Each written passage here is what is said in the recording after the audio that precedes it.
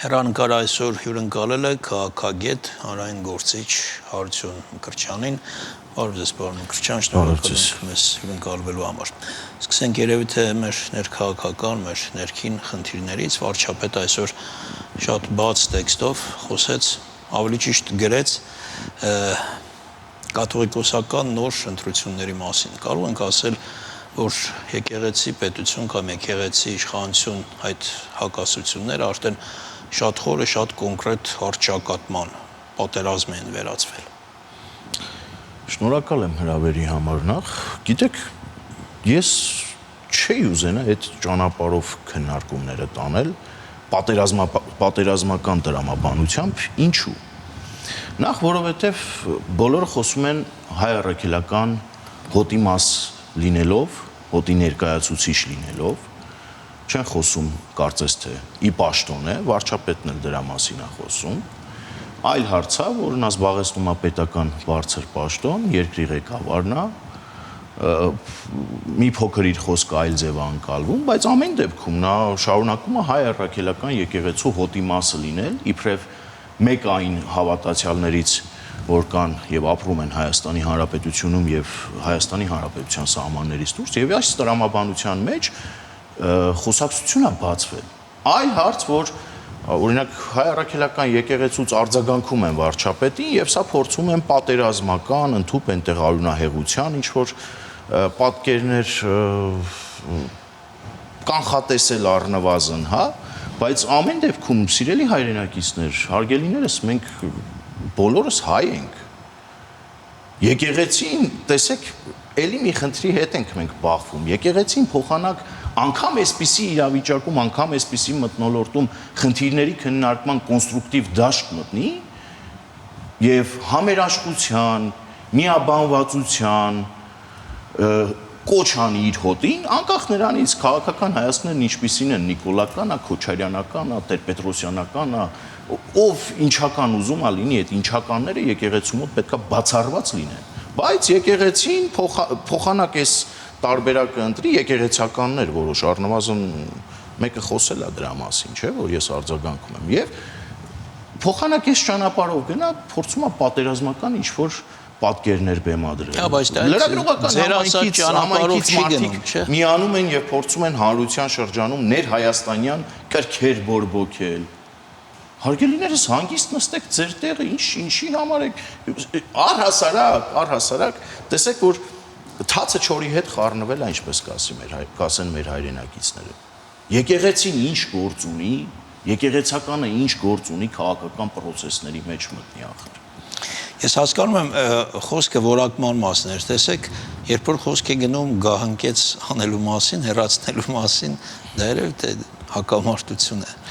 Լսեք, եւ այդ որակումները պատերազմ հռչակատում հենց այդտեղից են եղել նման։ Ես պիտի խնդրեմ այդ տրամաբանության մեջ խնդիրը չդիտարկել։ Հակամարտություն, դրանից չի փոխվում, չէ, արունահեղություն, ժողովուրդ ջան, չկա այդպիսի արունահեղություն, կա,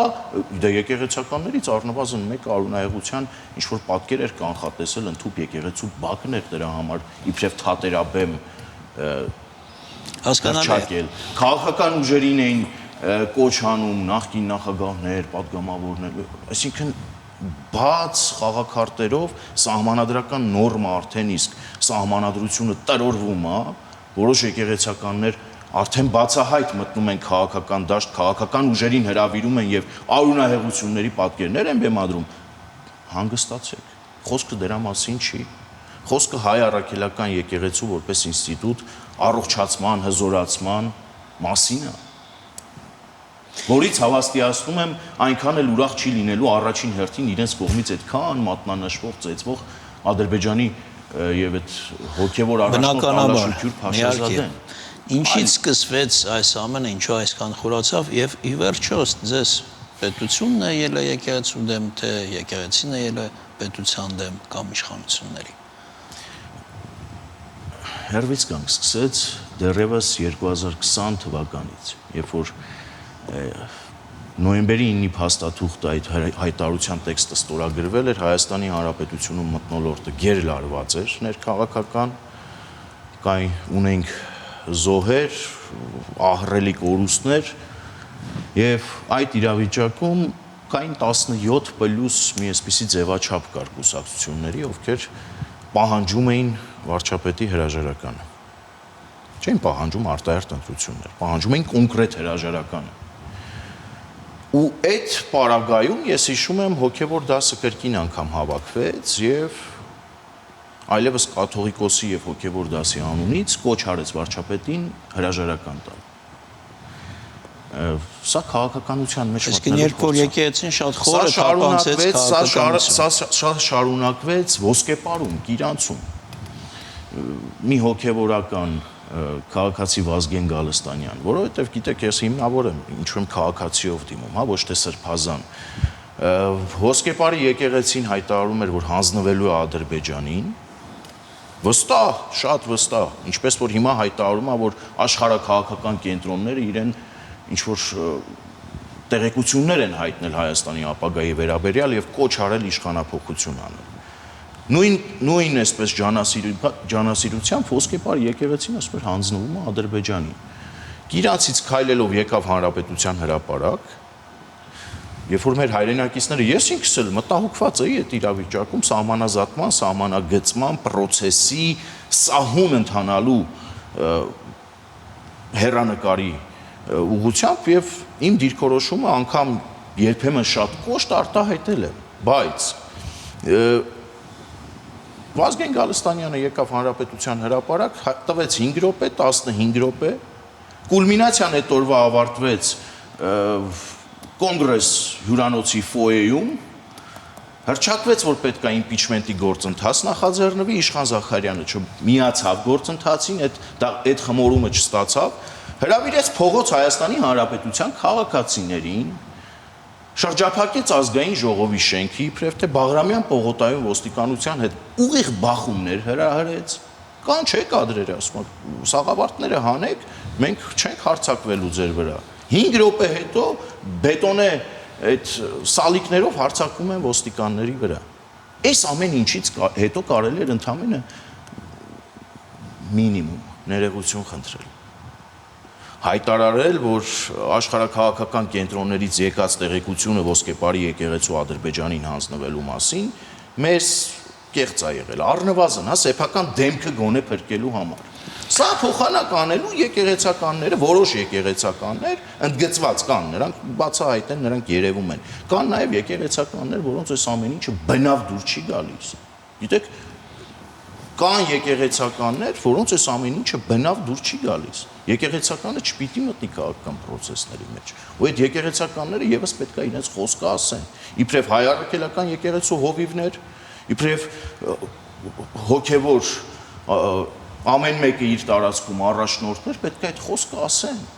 Ներողություն չխոսենք առհասարակ։ Այդպես է դուրս գալիս։ Կամ վարչապետը, եթե ի պաշտոն է վարչապետը, այլևս հայ առաքելական եկեղեցու հոտի մաս չի եւ կարծիք արտահայտելու իրավունք չունի, այն պարագայում, երբ որ հակառակ կողմը սահմանադրական նորմը ոտքի տակ տալով անընդհատ փորձում է քաղաքական process-ների մեջ խաղալ։ Ում համար խաղալ, ինչի համար խաղալ, սա էլ այլ քննարկման հարց է։ Բելարուս ինչի այցելել, Շվեյցարիայում Լեռնային Ղարաբաղի մեր հայրենակիցների վերադարձի մասին խոսելիս ծրագիր կա առհասարակ դրա տակ դրված կամ դա եկեղեցու գործն է։ Լավ, հիմա վարչապետը, նո այսպես է, հեռացնելու նախաձեռնությամբ է հանդես գալիս, չեք համարում, որ սա մի քիչ ռիսկային քայլ է, ինչ նկատի ունեմ։ Եթե չստացվի կաթողիկոսին հեռացնելը, կստացվի, որ կաթողիկոսը հաղթեց։ Եթե հաղթեց, ուրեմն վարչապետը պարտվեց, իսկ արչևում ընտրություններ են, այսինքն ռիսկայնություն չկա այս սցենարով շարունակելու ընթացքը։ Առհասարակ եկել է կարմիր, թե կա երաշխավորված հաշվարկ, որ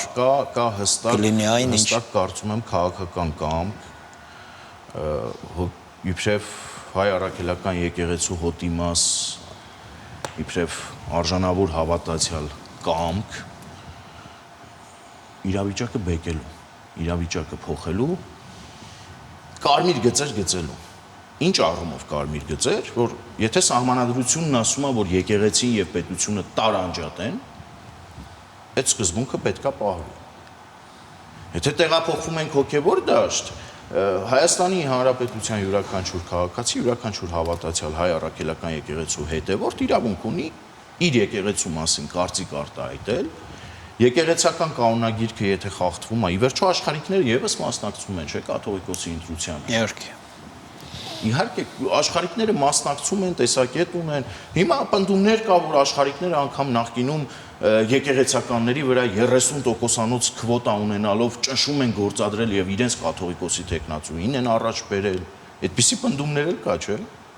Այսինքն աշխարհիկ հոտը առհասարակ մասնակից է միշտ եղել այդ process-ին եւ ունենք մի իրավիճակ, որ կուսակրոնության ուխտը խախտվել է։ Ժողովուրդ ջան, սա հարց է թե հարց չի, ուղղակի։ Ֆիքսենք, սա հարց է թե հարց չի։ Մեզ ուզում է իբրև հավատացյալ, թե չի ուզում։ Թե շարունակում ենք ծուռ հայլիների թագավորության մեջ ապրել, ոչինչ չտեսնել կամ աչքերներս փակել, այդպիսի մի բան էլ կա, չէ՞, ժողովրդի շրջանում տարածված, ասում է, երբ որ մի տեսնող քաղաքացի մտնում է մի գյուղ, որտեղ բոլորը կույր են, ինքն էլ ստիպված աչքերը փակում, ասում է, ես էլ եմ կույր, բայց այս ամեն ինչ պետք է թոթափել, որովհետև նորից եմ կրկնում, գծերը հատվել է, եթե հատված չլիներ, այս խոսակցությունները կուսակրոնության ուխտի մասով նոր է, իհարկե ոչ։ Տարիներ շարունակ առնվազն մամուլը գրել է, այս խոսակցությունները եղել է, չի բացվել։ Ինչու՞։ Որովհետև այդ եկեղեցին, եկեղեցականները, նույն վեհապար հայրապետը, որ օրհնում է Վազգեն Գալստանյանի շարժումը, մտել են քաղաքական process-ների մեջ, որ աշխարհաքաղաքական կենտրոնների ուղղորդմամբ Վազգեն Գալստանյանին կանչեք, այդ հարցը կուղեք, ինքը երևի թե կպատասխանի։ Հասկանալի է, ամեն դեպքում բոլոր այն փորձագետները, քաղաքագետները, ովքեր կիսում են ձեր կարծիքը, քննադատել են կամ որոշակի քննադատել են վարչապետի բառապաշարը, այն հայտնի գրառումների մասին է խոսքը։ Դե բառապաշարի մասով գիտեք ում է հաճելի։ Հիմա բառապաշարը մի կողմ դնենք։ Ամեն մեկը ինքն է ընտրում, ինչ բառապաշարով հանդես գա, հայոյանք չի պարունակում, օքեյ, անցանք առաջ։ Դա խնդիր է, դրանից հետո շարունակությունը, բառապաշարը եւ արտահայտվելու ձևը մի կողմ դրած, խնդրին անդրադառնանք։ Խնդիր կա տակը, ընդունում ենք, արձանագրում ենք, թե չենք արձանագրում։ Թե չէ բառապաշարը ամեն մեկը ընտրում է։ Ես ուզում եմ մեր կարճ ժամանակահատվածում հասնենք բառապաշարի մասով, այլ խնդիրներից էլ խոսենք։ Քաղաքական մշակույթ են փորձում փոխել։ Բառապաշարի մասով առհասարակ ես կարծում եմ պետքա որդեգրել հստակ քաղաքականություն։ Ես դա անվանել եմ իրենց հասու ռուսերենով какой привет, эльбетар ответ, ամեն մեկը թող իմանա ինչպես բարևի, այդպես էլ պատասխան ստանալու, որովհետև դա էլ եկեք արձանագրենք, էլի։ Ամեն դեպքում չեն կարող ասել, որ քաղաքական մշակույթը վերելք է ապրում մեր երկրում։ Ես ուզում եմ մենք հայ-ռուսական հարաբերություններից էլ խոսենք, վերջի շրջանում երկու բարձրաստիճան պաշտոնյաների Լավրովը, հետո Մատվիենկոյի այցեր եղան Հայաստան, ինչի համար էին այդ այցերը, ինչ տվեցին մեզ եւ ինչ որ բան փոխեցին հայ-ռուսական հարաբերություններում կամ պետք է առասարակ ինչ որ բան փոխել այդ հարաբերություններում։ Նախ սա հաջորդեց, կարծում եմ Նիկոլ Փաշինյանի մայիսի 9-ի այդ Վլադիմիր Պուտինի կողմից կազմակերպված զորահանդեսի մասնակցությունից։ Կոնկրետ իրադարձության հետ կապում էր մայիսին։ Սա ազդակ էր Ռուսաստանին, որ հայերը մարսում են կարծես թե ամեն ինչ։ Լավրովն եկավ հստակ կարծում եմ կուլիսային առաջարկներով Սյունիքի պահանջներով կապված, գուցե պահանջներով, գուցե առաջարկներով, նրանք դա փաթեթավորեն իբրև առաջարկ, դա բայց մենք բոլորս էլ գիտենք, որ մահակը գլխների սպառնալիք են։ Լավրովի այցից անմիջապես հետո կրկին անգամ տեղից խոսեց Զախարովան Լավրովի շուրթերով, որ Հայաստանի Հանրապետությունը մերժում է Սյունիքի մարզում հյուպատոսարանի բացման Ռուսաստանի ցանկություններն ու առաջարկները։ Բացվեց Ֆրանսիայի հյուպատոսարանը Գորիսում, Ֆրանսիայի արտգործնախարարի այց եւ Մատվիենկո։ Հարաբերությունների վերաիմաստավորման մասով կարծում եմ խնդիր կա եւ մենք պետք է այդ խնդիրը դնենք սեղանին։ Հայկական կողմը պաշտոնապես հայտարարել է, որ չի պատրաստվում։ այդպիսի խնդիր դնի եւ չկա այդպիսի խնդիր։ Ամեն դեպքում ես կարծում եմ այդ ճանապարհով պետք է գնալ, որովհետեւ հայ-ռուսական պայմանագրերն ըստ երևույթին նաեւ չգործող պայմանագրեր են։ Եկեք այստեղ էլ եկեք իրականության հետ առերեսվենք, որովհետեւ Էլի ես պնդում եմ 30 տարվա մեր ձախողումների հիմնական պատճառն այն է եղել, որ մենք իրականության հետ կապը միտումնավոր խզել ենք ու իրականության հետ չենք առերեսվել, չենք բախվել։ Հիմա էլ նույն այդ խնդիրը կա, եկեք առերեսվենք իրականության հետ։ Ես թարմ փաստ հիշեցնեմ Պուտինի խորհրդական Մեդինսկին գրառում էր արել, որը դուր չէր եկել ադրբեջանցիներին, որտեղ այնտեղ ռուս-ուկրաինական այդ հակամարտության կոնտեքստում Ղարաբաղի հետ որոշակի համեմատություն կար, բնականաբար դա դուր չէր եկել եւ Զախարովան ինչ-որ երկող խոսքեր էր ասել, որ համատեքստից պետք չէ դուրս բերել եւ Ղարաբաղը Ռուսաստանը ճանաչում է որպես Ադրբեջանի մաս։ Մի խոսքով ես այդ մասին չեմ ուզում խոսել, բայց գիտեմ, որ դիվանագիտական բառապաշարում հենց այնպես խոսքեր չեն ասվում։ Մեդինսկու խոսքի մեջ ինչ կար, ինչ որ ակնարկ կար, ինչ որ մեսիջ կար, ինչի մասն էր այդ խոսքը եւ Ղարաբաղի հետ համեմատությունը։ Առհասարակ։ Եկեք մի բան մի դասական գործիչ կար, ասում էր ձուկը գլխից է հոտած։ Եկեք հասկանանք որտեղից է խնդիրները գալիս։ Ռուսաստանի Դաշնությունը հիմա ինչ էլ ասի, ինչի հետ էլ համեմատի, հրեշտակի թևեր հագնի, այստեղ դեսանտներ իջացնի, իրավիճակը չի փրկելու։ Հստակ գծեր կա, որ պետքա ճանաչել։ Որտեղ է սկսվում Հայաստանի Հանրապետության սահմանները, որտեղ ավարտվում։ Տարածքային ամբողջականության ճանաչումը, հապկ մեխանիզմների չկիրառումը, ԵԱՏՄ-ի անընդհատ իբրև մահակ մեր գլխին կիրառումը, մենք տեսնում ենք, չէ՞, այդ գործիքակազմը հիբրիդային պատերազմի մեր դեմ կիրառվում է։ Այդ լոլոները ընդհանրապես հետաքրքիր չի, գիտեք, ես այսպես կմեկնաբանեմ, որովհետև նախ Հայաստանի Հանրապետության քաղաքացիների գիտակցության մեջ է բան փոխվել Ռուսաստանի Դաշնության մասով, եթե մենք խոսենք այս ամեն ինչի մասին հայ-ռուսական հարաբերությունները դիտարկենք, հավաստիացնում եմ ձեզ ժողովրդի 80%-ը պրոռուսական դիրքորոշումներ ուներ, դեպի Ռուսաստան կողմնորոշում ուներ եւ բոլորը հավատացել էին այդ հեքիաթին, որ Ռուսաստանի Դաշնությունը տարածաշրջանում խաղաղություն է ուզում, ուժեղ Հայաստան է ուզում։ Այդ իրականության հետ մենք բախվել ենք, փաստերի հետ ուղղակի չես կարող կռիվ տալ։ Մնացածը ով ինչ կասի, ով որտեղից կխոսի, մեծ հաշվով այդ ամեն ինչի պետք չի ուշադրություն դարձնել եւ ընդունված օրինագծերին համահունչ ազգային ժողովի կողմից դեպի հավաքական արևմուտք, որ ասում եմ, դա Միացյալ Նահանգները այս համատեքստում չեմ դիտարկում, մեզ համար դեպի Եվրամիություն քայլեր ձեռնարկելն է։ Ռուսաստանի Դաշնության այդ բարձրաստիճան պաշտոնյաների այցը, այդ փորձագիտական շրջանակների, օգնականների հայտարարությունները դրա մասին են խոսում, որ նաև Հայաստանը պիտի դեպի Եվրամիություն քայլ չանի։ Մեր ժամանակը ավարտվում է պարզապես այդ նոտայով ավարտելու համար, իսկ մենք ավելի դիրքավորվում ենք այդ ուղղությամբ։ Ես ուզում եմ նաև հաջորդ տարի սպասվող իրադարձությունները մեջ բերել, COP17-ը եւ եվրոպական համայնքի կարճ երկու բառով եւ ավարտենք։ Միջոցառումները իրականում գործողությունների ցուցիչ չեն։ Ես կարծում եմ, որպեսզի շոշափելի ձեռքբերում մենք համարենք, առնվազն այդ միջոցառումների ընթացքում պետք է մեկնարկը տրվի, գոնե թե Եվրոպական միության անդամակցության տեխնացուի հայտ Հայաստանի Հանրապետությունը ներկայացնի, իբրև նաև հյուրընկալող կողմ ու բանակցի կողմերի հետ այս ուղղությամբ։ Երբ որ այս գործողությունն արվի, որովհետև օրինագիծը ազգային ժողովում կա, սա այլևս օրենք է, օրենքի ուժ ունի, ու հիմա ակնկալում ենք գործողություններ։ Որպես այդպեսին ես այս պահին շոշափելի ինստիտուցիոնալ պայմանագրային հենքի վրա այդպիսի գործողություններ չեմ տեսնում։ Բանակցություններ, շփումներ, խորացված հարաբերություններ դա կա, չեմ կարող շղթել։ Շնորհակալություն։ Այսքան արգելերուստատողներ մեր հյուրն էր քաղաքագետ Հարություն Մկրտչյանը։